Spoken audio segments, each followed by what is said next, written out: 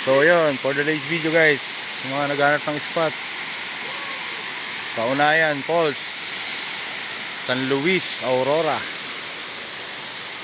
25 entrance sa first gate, tapos 30 sa second gate, tapos 300, 500 and 1,000 sa cottage. Ganda rito guys,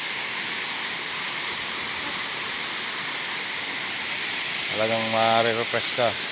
Mga pang low budget lang, hindi gagastos ng ganun kalaki.